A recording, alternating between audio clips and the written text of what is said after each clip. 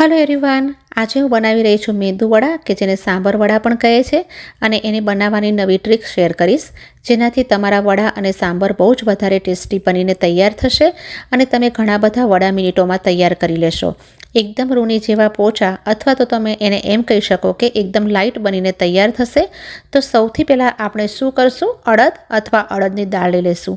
1 cup लीधी छे, सारी रीते धोईने पलाळवा माटे राखी दीधी हती। 3 કલાકમાં જ આ સારી રીતે ફૂલી અને તૈયાર થઈ જાય છે। તો હવે હું બનાવી રહી છું સાંભર। બહુ જ ક્વિક અને ઇઝીવાળી સાંભરની રેસીપી શેર કરીશ। બહુ ટેસ્ટી બનીને તૈયાર થાય છે। 1 કપ તુવેરની દાળ લીધી છે, એને સારી રીતે ધોઈ અને 15 મિનિટ માટે પલાળી રાખીશ। તમારી પાસે ટાઈમ હોય તો 10 મિનિટ માટે પણ દાળને જો પલાળીને રાખશો તો રિઝલ્ટ બહુ સરસ મળશે। 15 મિનિટ પછી દાળ સારી રીતે પલળી ચૂકી છે। પ્રેશર કુકરમાં ટ્રાન્સફર કરશું। હવે 1 કપ દાળ લીધી છે तो एनाथी डबल 2 कप पानी एड करशुं। 3 થી 4 कળી लसणनी नाखशुं। लसण न खाता होय तो स्कीप करी लो। 1/4 कप अथवा तो 1 स्मॉल साइजनी डूंगळीने एड करशुं। 1/4 कप टमेटाने बारीक कट करीने एड करशुं। मिक्स करी लेशुं एकवार अने कुकरनुं लीड बंद करीने 3 થી 4 विसल लई लेशुं। 4 विसल प्रेशर कुकरे लई लीधी छे।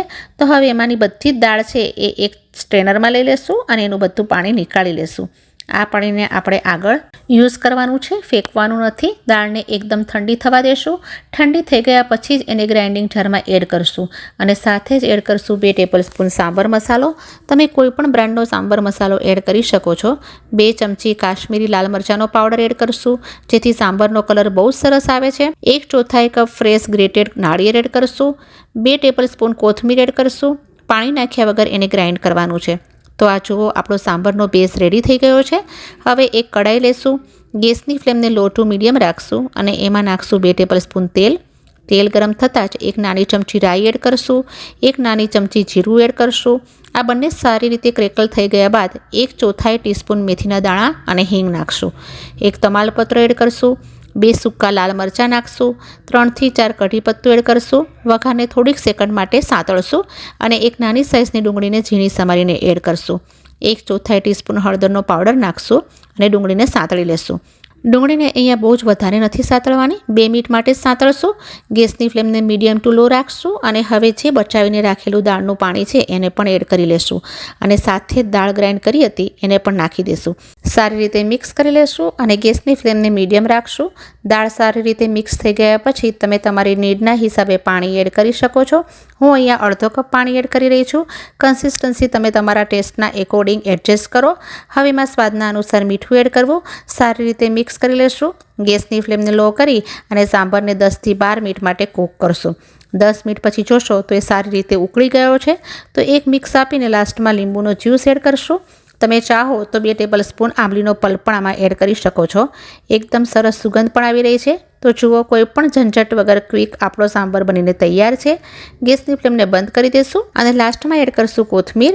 એકવાર જરૂરથી બનાવશો, તમને બહુ જ પસંદ આવશે। અહીંયા દાળ આપણી સારી રીતે પલળીને તૈયાર થઈ ગઈ છે। એને ગ્રાઇન્ડ કરવાની છે, પણ એના પહેલાં એને સ્ટ્રેનરમાં રાખીને બધું જ એનું પાણી ડ્રેન કરી લેશું।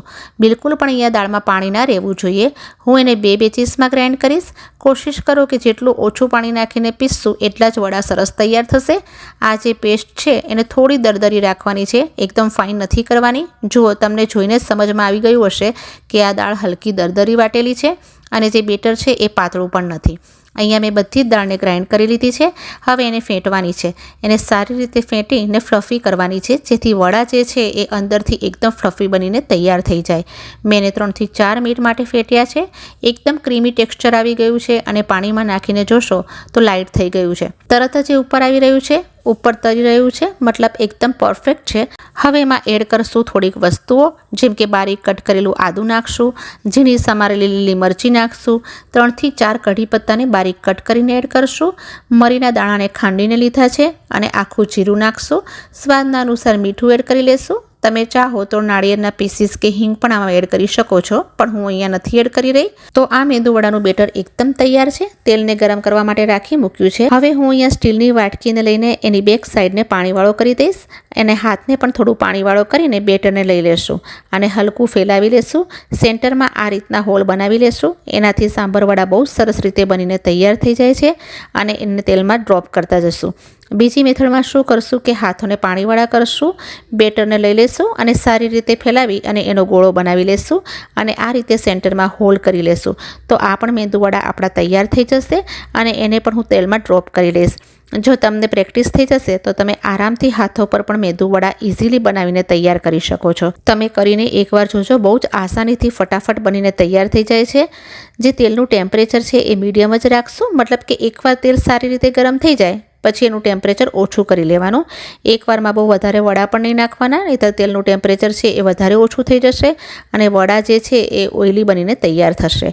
જ્યારે વડા સારા ક્રિસ્પ થઈ જાય અને એના ઉપર કલર આવી જાય ત્યારે આ વડાને નીકાળી લેશું.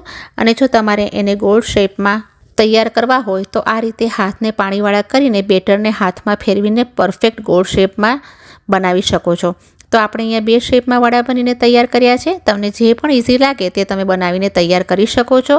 સાંભર વડા એક એવી રેસીપી છે કે તમે એને કોઈ પણ સિઝનમાં એન્જોય કરી શકો છો.